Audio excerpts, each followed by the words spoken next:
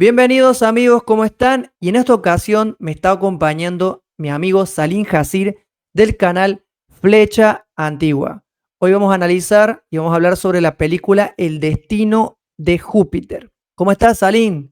¿Qué cuentas? Hola Pablo, muchas gracias por invitarme una vez más. Bueno, en este caso analizar esta película que tiene varios mensajes que son muy interesantes porque están relacionados con muchos de los temas que investigamos, así que va a ser una charla muy nutritiva para todos. Gracias por la invitación. En El Destino de Júpiter vemos una jerarquía galáctica y razas avanzadas que manipulan a la humanidad. ¿Qué tan plausible te parece esta idea en la vida real y cómo crees que Hollywood usa estas narrativas para prepararnos o distraernos sobre la existencia de otras razas extraterrestres? Bueno, sabemos que dentro del cine, que al final es una industria propagandística, hay mensajes. Anteriormente se utilizaba más el subliminal, hoy en día no tanto, hoy en día el mensaje es más directo. Y hay muchas películas que tienen mensajes que son cosas que son reales. Mira que esta película es dirigida por los mismos hermanos que dirigieron las películas Matrix. No recuerdo ahora el apellido, tienen un apellido poco raro. Los Eh, Wachowski. los Wachowski, que ahora creo que son hermanas, ¿no? Se cambiaron de sexo. Entonces, ellos en sus películas, o por lo menos en las más famosas, que son Matrix, la saga de Matrix y Destino Júpiter, dejan unos mensajes ahí que son muy interesantes sobre lo que ocurre a la humanidad. En Matrix, pues se muestra como una humanidad dormida en un sistema que está diseñado, ¿no? Para mantener a esa humanidad como esclavos o como baterías energéticas, ¿no? Alimentando un poder más grande. Se muestra ahí cómo pues algunos seres humanos comienzan a despertar y bueno, todo lo que la saga Matrix enseña. En esta Destino Júpiter se nos muestra, digamos que algo más allá, se nos muestra cómo ese poder y esa autoridad de control hacia la humanidad sale de los límites del planeta Tierra y nos muestra un escenario galáctico, un escenario en el universo donde hay unos poderes jerárquicos que controlan no solamente el planeta Tierra, sino diversos planetas de la galaxia, a lo que ellos llaman pues como su empresa, ¿no? Como una empresa de explotación de humanidades o de granjas humanas que son criadas, por así decirlo, para que luego pues estas razas humanas de distintos planetas terminen alimentando a esta raza que controla el cosmos, ¿no? La familia Abraxas, como se menciona ahí en la película. Entonces, claro, cuando tú ves lo que esta película te dice y lo comparas con investigaciones, denuncias que se vienen haciendo tantos años atrás, algo que muchas culturas ancestrales incluso hablaban sobre el gobierno, control y manipulación de seres superiores que venían de lo alto, superiores en tecnología, sobre todo en intelecto y en astucia. Estos seres determinaron un proceso, ¿no? de control de la humanidad que se ha convertido básicamente en un sistema de gobierno actual que lo que hace es precisamente explotar al ser humano. Es un sistema que detrás del telón está gobernado efectivamente por fuerzas que no son originarias del planeta Tierra. Entonces, ahí en eso la película, desde mi punto de vista, acierta. Hay ciertas cosas que entran dentro del mundo de la ciencia ficción, pero dentro de lo que cabe, a rasgos generales, sí que tiene muchos vestigios de cosas reales, ¿no? De que, sí, de este tipo de organización que realmente existe, de razas, distintas razas que se organizan en jerarquías para controlar a la humanidad y ahorita pues vamos a detallar cada una de ellas y qué papel tiene. Ok, y sí, con respecto a lo que estabas mencionando de las razas, tú en tu canal ya has denunciado, o mejor dicho, has informado también acerca de estas distintas razas. ¿Cuáles son las razas que aparecen en esta película Destino Júpiter que pudiste identificar? Bueno, esto que estamos viendo acá es una presentación sobre las diversas razas que han influenciado en las culturas y que han hecho presencia y contacto con la humanidad terrestre. Razas negativas estoy hablando. Entonces, si nosotros vemos por acá, a ver más adelante, bueno, esto es algunos rastros históricos en distintas culturas donde hay plasmados naves, como por ejemplo en estas pinturas renacentistas, aquí se ve un ovni en el cielo. Bueno, todos son referencias históricas. En pinturas rupestres también está el rastro de estos seres que contactaron y aquí comenzamos a ver razas que más exactamente las tengo acá. Acá están las razas que incluso la película lo muestra muy bien. Las razas que muestra la película principalmente son los grises, los reptilianos y bueno, la familia Abrapsas, que bueno, en ese caso representaría pues los arcontes principales, ¿no? Que ahora explico por qué le llamo arcontes, que son los líderes, los gobernantes, porque al final eso es lo que traduce la palabra arconte. Entonces, aquí estamos viendo en esta presentación lo que sería digamos, el organigrama, más o menos para que se entienda, de lo que serían las razas. A la cabeza están los reptiloides. Son digamos que la raza más fuerte físicamente, son los más despiadados y son los que en la antigüedad se hicieron pasar por las grandes deidades, ¿no? Que pedían sacrificios de sangre, que les construyeran templos. Eran reptiles, de naturaleza reptil. Entonces los reptilianos son como los principales. Luego están los purpurados, que los purpurados son aquellos que combinan una especie de aspecto animal humanoide, mitad animal, mitad humanoide. Estos no se ven en la película, o por lo menos creo recordar que no aparece ninguna tipología o raza que tenga alguna cara de animal y cuerpo humanoide. Capaz que sí. Ah, bueno, sí, sí hay uno. Ahora que recuerdo, hay uno que tiene una cara de elefante y un cuerpo humano. Ahí pues la gente lo recordará, los que se hayan visto la película. Luego están los draconianos que también tienen aspectos más reptiles, pero algunos con aspecto como de felinos. Más o menos así son los draconianos, principalmente también reptiles. Y luego están los rigelianos y los grises, que esos sí se ven en la película, que son como, digamos, los que hacen el trabajo sucio, los que hacen las abducciones. Básicamente son como una especie de subordinados de los reptilianos. Entonces, estos grises se ven en la película como en algunas ocasiones hacen abducciones. No sé si tú recuerdas. Y hay algo muy curioso que la película tiene, que también, según lo que yo he investigado, es una realidad. Estos seres atacan en muchas ocasiones desde otras dimensiones. Es decir, dimensiones que no son visibles al ojo humano, al menos en primera instancia. Y eso en la película se muestra cómo comienzan el ataque como desde otras dimensiones y bueno, la protagonista es capaz de verlos en algunos momentos, bueno, por esa cualidad que ella tiene, perdón, y ese linaje de sangre que tiene, de alguna forma puede verlos, ¿no? En esa otra dimensión, pero ellos por lo general se ocultan a la vista humana. Entonces eso ocurre también, tienen la tecnología de desplazarse en distintas frecuencias dimensionales para no ser vistos en cualquier momento, no ser detectados a simple vista. Esa es una de las razones por las cuales no se les puede ver tan fácilmente. Y también por otro motivo, y es que a su llegada al planeta, una de las cosas que hicieron fue inclinar el eje de la Tierra y eso también afectó la dimensión original de nuestro planeta y eso también les permite esconderse con mayor facilidad. Entonces, esto quería aportar sobre las tipologías que se muestran en la película. Entonces, los reptilianos son los líderes, son los que están detrás de las grandes potencias, los más influyentes. Los demás, como los purpurados, son los que controlan principalmente el poder religioso a nivel mundial. Los draconianos son responsables de multitud de desapariciones de seres humanos por todo el mundo. Y los rigelianos y los grises son los que hacen un poco el trabajo más sucio de hacer abducciones, bueno, todo tipo de experimentos. Son los subordinados de las razas superiores. Entonces, así, Pablo, más o menos es que la película lo muestra y bueno, y aquí añado algunas otras razas que no aparecen en la película.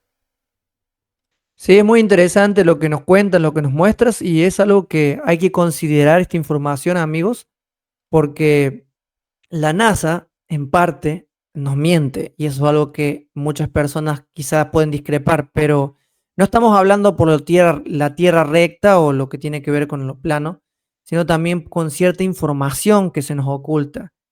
Un bonus sería esto.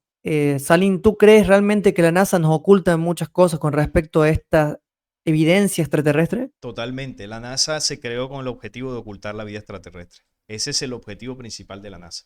Se crea en los años 50, cuando estaba despertando una ola de avistamientos, de historias, de sucesos relacionados con el fenómeno extraterrestre. Y lo que hicieron las potencias, encabezado por Estados Unidos, que era ya la potencia líder a nivel mundial desde los años 50, se creó esta agencia con ese objetivo, ¿no? De manejar toda la información que tuviese que ver con el espacio exterior y suministrarla por medios oficiales. Entonces, a partir de ahí, la NASA se convirtió en el medio oficial que nos entrega la información sobre el espacio. Si la NASA dice que no existe la vida extraterrestre, pues la gente en su gran mayoría cree eso. Si la NASA dice que tal cosa en el espacio es algo que no es raro, pues la gente se lo cree. Por ejemplo, con esto ahora el 13 Atlas, si la NASA te dice, no, es un cometa normalito, a pesar de las anomalías que tiene, pues la gente se lo cree porque lo dice la NASA. Pero la NASA miente mucho. Ahora, esto no quiere decir que todo lo que la NASA diga es mentira, porque eso también es un error, ir al extremo del negacionismo, de negarlo absolutamente todo. No, esta gente no es tonta, ellos saben que tienen que mezclar verdades con mentiras para ser creíbles, porque si tú quieres manipular a una población entera, pero todo lo que estás diciendo es falso y sin ningún tipo de lógica, pues puede que alguno que otro te crea, evidentemente, pero hay una gran mayoría que no te va a creer. Pero si tú esto lo combinas, esa mentira que estás diciendo con datos verdaderos y le imprimes un poco de lógica, pues ya la balanza se voltea y ya la gran mayoría te va a creer porque estás teniendo un tono, entre comillas, serio y estás diciendo datos, mezclándolo con datos reales. Entonces, ese es el trabajo que ha hecho la NASA, pero también el que ha hecho la religión, te mezcla verdades con mentiras para ser creíble. Pero sí, por supuesto que nos ocultan muchas cosas. Sí, por supuesto, hay que tener un equilibrio, ¿no? Ya volviendo con la película, Sarin. La película plantea que la Tierra es solo una más entre miles de granjas administradoras como por seres superiores, como habías mencionado.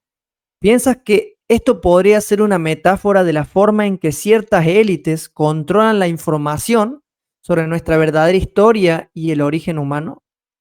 Sí, cuando la película plantea esto de la granja, te está diciendo, bueno, de una manera muy directa, que el planeta Tierra es uno de los tantos que ha sido tocado y manipulado por la misma organización que menciona la película.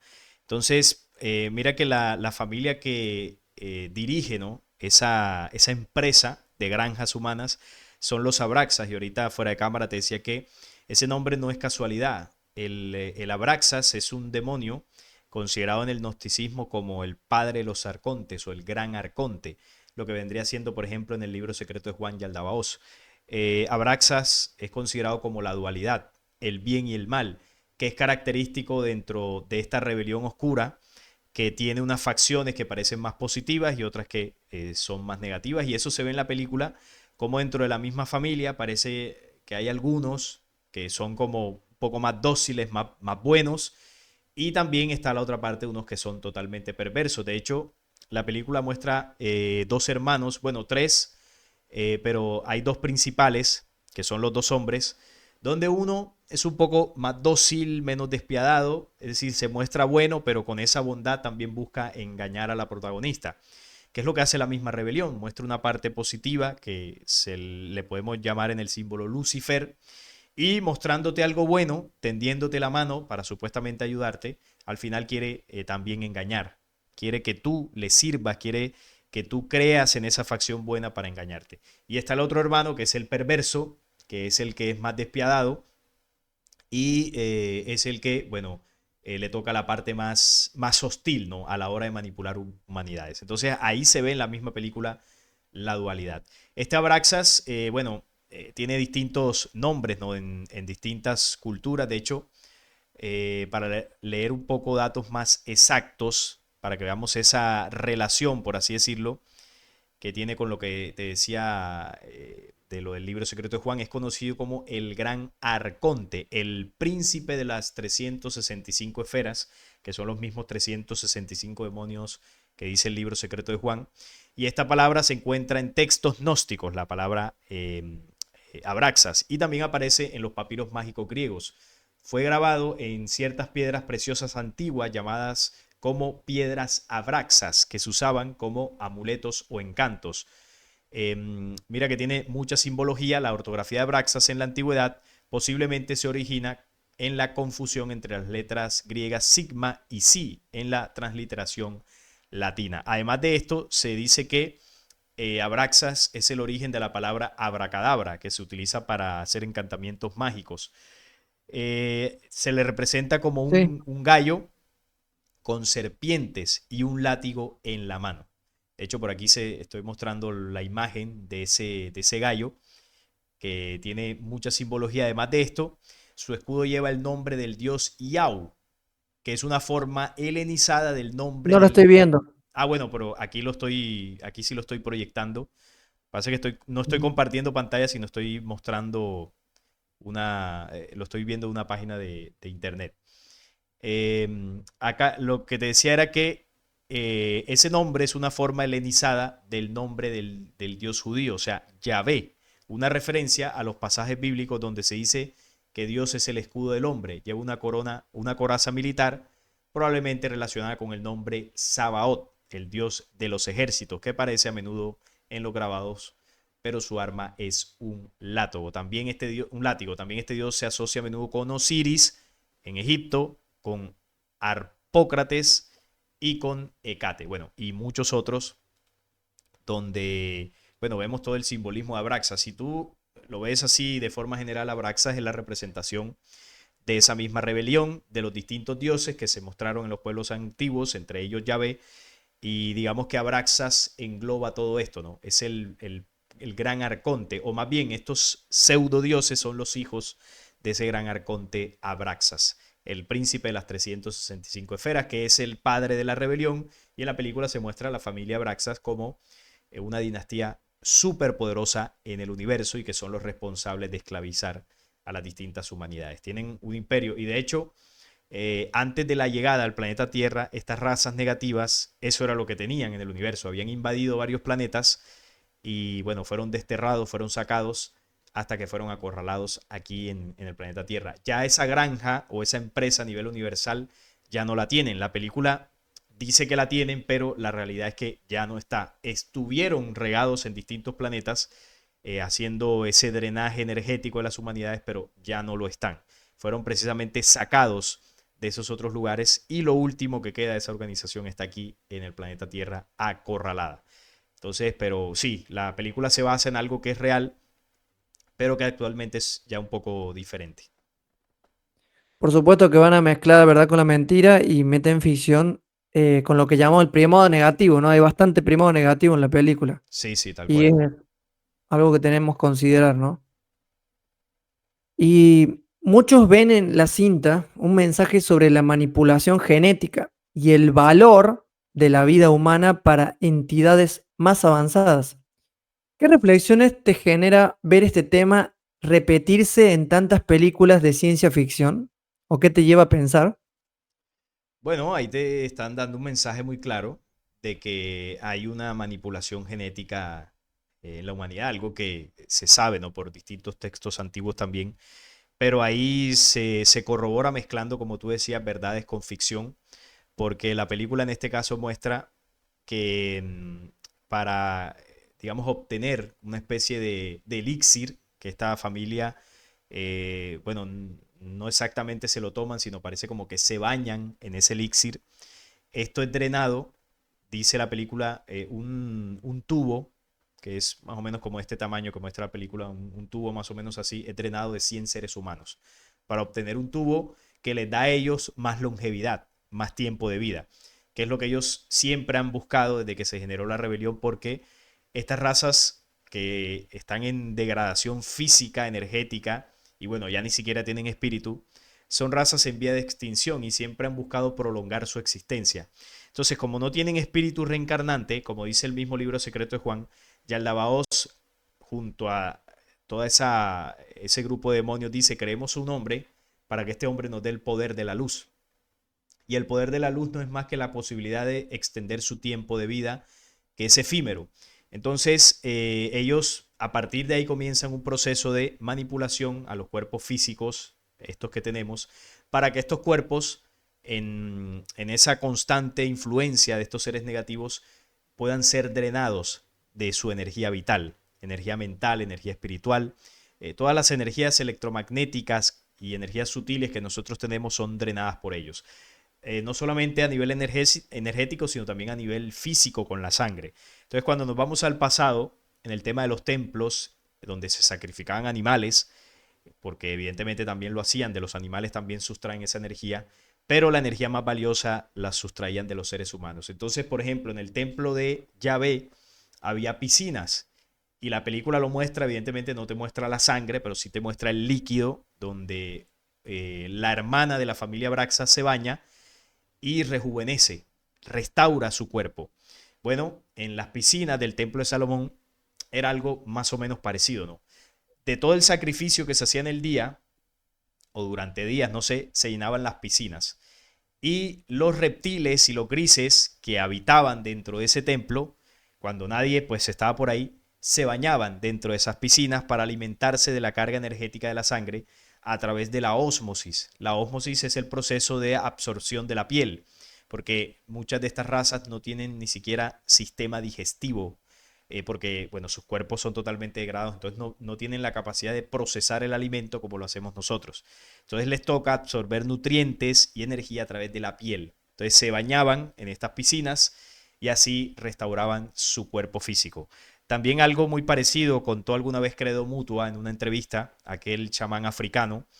Él habló sobre los chitauri, los reptiles de África, y él decía que uno de los rituales para sanar a un chitauri enfermo era abducir a una joven virgen y bueno, la encerraban y después de un tiempo encerrada con ese miedo que tenía la liberaban y la ponían a correr y cuando la mujer estaba exhausta y con la adrenalina al tope, la volvían a capturar y en ese momento la sacrificaban con esos niveles de estrés.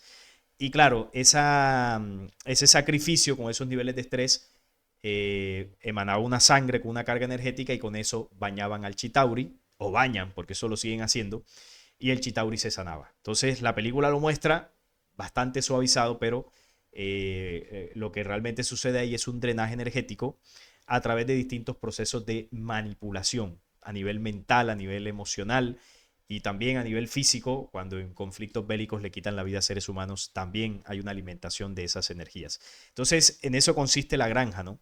Mantener un número de seres humanos para que a través de eso, pues, ellos tengan el alimento suficiente para poder seguir viviendo. Y por eso extienden su tiempo de vida.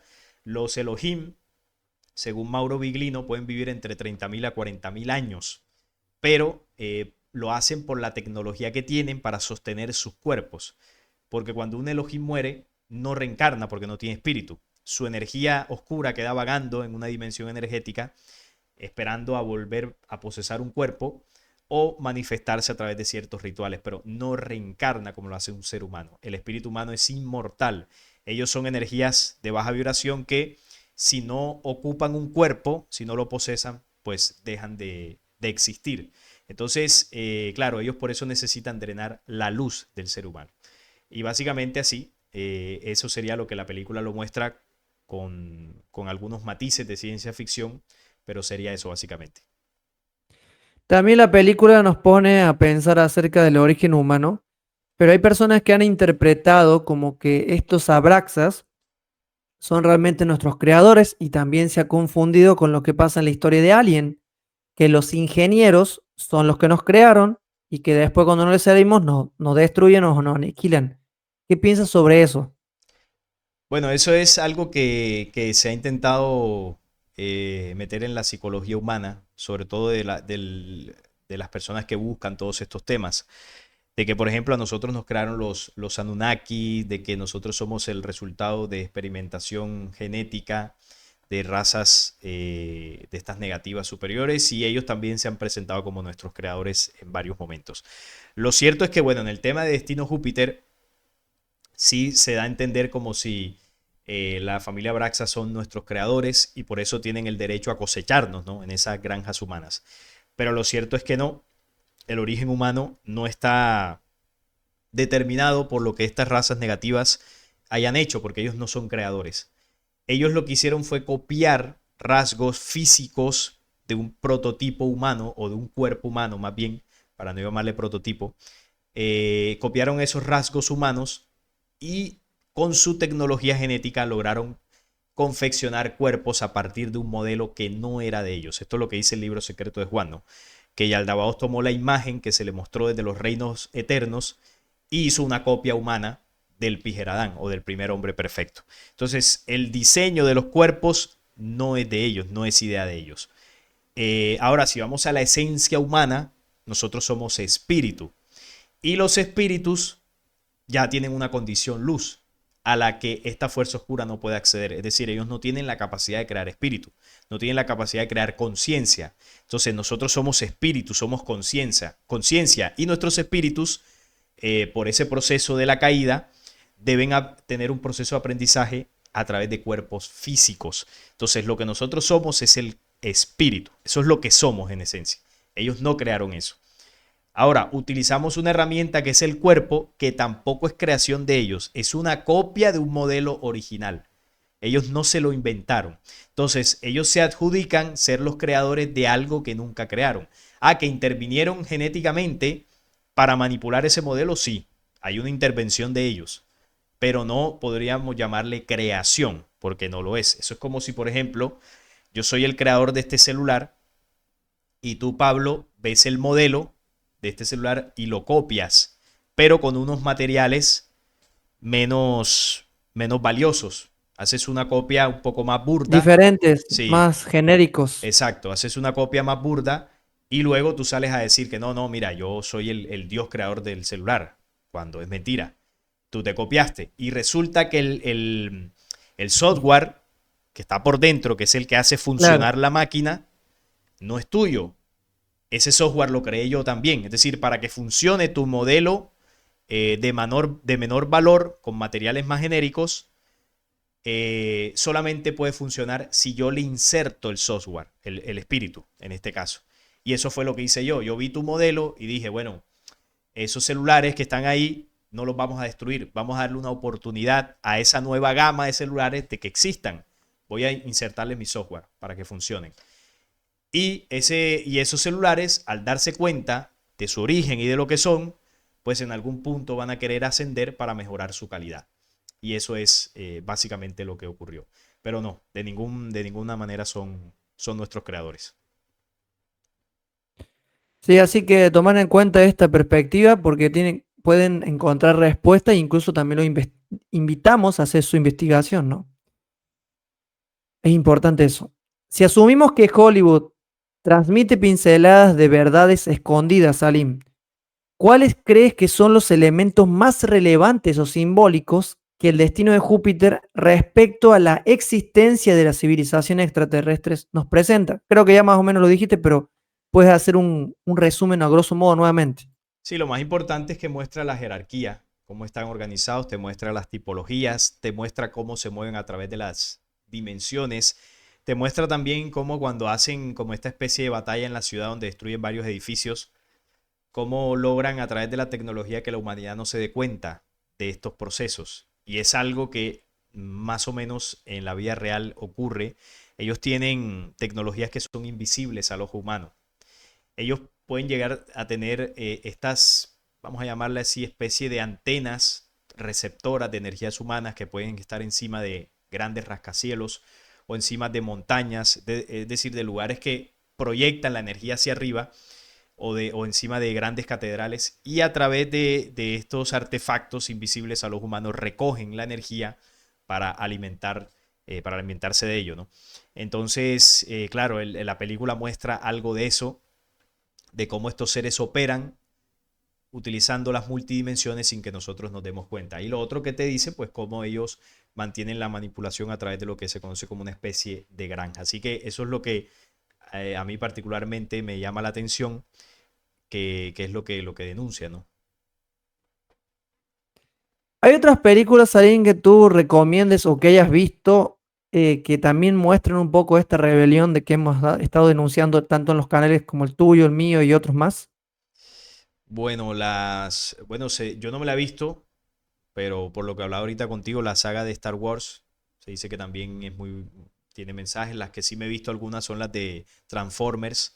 Transformers también te muestran algo de eso. Algunas películas de superhéroes, como las de Marvel, por ejemplo, también te muestran algo de esa tipología extraterrestre. Hay varias de estas películas así del espacio exterior que te muestran vestigios, ¿no? De algo que ocurre, porque no es exactamente como lo muestran las películas, porque al final tiene mucho de ciencia ficción, pero sí te pueden ayudar a entender más o menos ciertas cosas que en culturas ancestrales o investigaciones que hace mucho tiempo se vienen denunciando sobre cómo esta humanidad pues ha sido influenciada por diversas razas que no son originarias de aquí. Entonces, sí que te puede dar una idea. Hay una película, por ejemplo, que yo recomiendo de toda esta saga de películas de superhéroes de Marvel. Es una película que no fue muy famosa como otras y es la que se llama Los Eternos o Eternals. Esa película me pareció, para quien tiene conocimiento de todo esto, Ah, me sí. pareció excelente, porque muestra cómo estos eternos, que son básicamente los mismos Elohim, muestra cómo ellos al primer lugar que llegan o en el primer lugar que influyen son en Sumeria, tal cual. Luego te muestra cómo van influyendo en Egipto, en otras civilizaciones.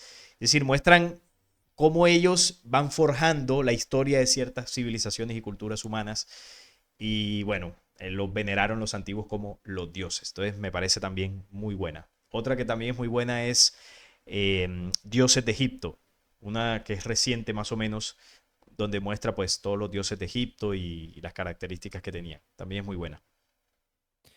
Oye, ¿y no has visto la serie o por lo menos las películas de Power Rangers? También muestran un poco de algunas razas extraterrestres. Muy poco, muy poco. Sí, sé que se muestra algo de eso, pero la verdad no me he visto prácticamente ninguna. Bueno, muchísimas gracias, Aline, por haber aceptado la invitación. Y ahora, para terminar, quería decirte lo siguiente. Final, ¿qué le dirías a la audiencia que ve esta película por primera vez como simple entretenimiento? ¿Qué mensajes profundos crees que pueden sacar sobre nuestra identidad, nuestro origen y el posible o la posibilidad del rol de otras razas en la evolución humana? Ya sea razas positivas en realidad. Bueno, verla como entretenimiento está bien porque al final te, te entretiene, ¿no? Con todo el tema de la ciencia ficción y todo esto, pero quien tenga conocimiento sobre este tipo de investigaciones, yo le invitaría a que la vea pues con una mirada más analítica, porque hay muchos datos ahí que son interesantes. Y al final la reflexión que deja la película es algo que hemos vivido o que estamos viviendo y que se ha denunciado, y es que evidentemente nosotros estamos gobernados por fuerzas cuyo origen es extraterreno y que nos ven como eso, ¿no? Como animales, como una granja, como los Gojim, porque al final estas razas eligieron pueblos, que ya sabemos quiénes son, y estos pueblos son como los intermediarios a nivel ya de la superficie mediante los cuales nos gobiernan. Entonces, nos muestra una realidad en medio de la ciencia ficción, nos muestra una realidad que estamos viendo, pero a su vez la película también te muestra cómo una mujer híbrida, por así decirlo, que tiene una genética humana y una genética estelar, digamos que tiene como la capacidad de sobreponerse a esa manipulación, de detectar el engaño, de no dejarse seguir pisoteándose de estas razas controladoras y al final recupera y recobra la autoridad del planeta Tierra porque la protagonista que se llama Júpiter precisamente termina como dueña del planeta Tierra y es lo que al final la humanidad está llamada a hacer, a reclamar su lugar de origen porque este planeta es nuestro. A mí me llama la atención porque la película le coloca Júpiter. Júpiter es obviamente un planeta del sistema solar y es uno de los planetas que esta invasión visitó antes de llegar a la Tierra. Por allá hicieron sus Mm, desórdenes y todo esto. ya.